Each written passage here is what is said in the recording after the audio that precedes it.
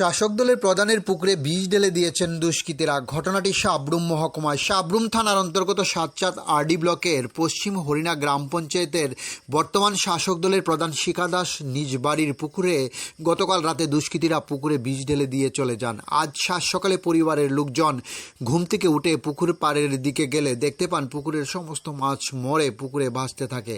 তা দেখে তেপে অনেকটাই হতভম্ব হয়ে পড়েন পরিবারের সকল সদস্যরা। আজ সাত সকালে এই খবর শুনতে পেয়ে মুহূর্তের মধ্যে ছুটে আসেন গ্রামের লোকজনরা। খবর দেওয়া হয় সাবরুম থানাকে। সাবরুম থানার পুলিশ ছুটে এসে সরজমিনে দেখতে পান সমস্ত ঘটনা।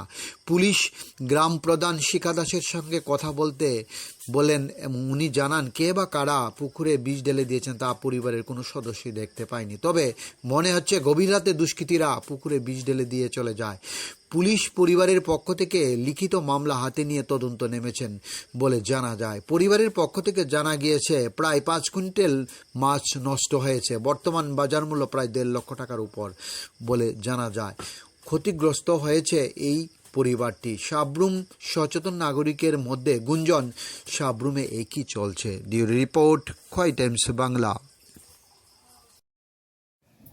গতকাল রাতে কে বা কাহারা আমাদের পুকুরে দুইটা কীটনাশক ওষুধ দিয়ে মাছ মেরে ফেলার চেষ্টা করেছে। দুইটা বিষের বোতল আমরা আমাদের পুকুর পাড়ে পাওয়া গিয়েছে।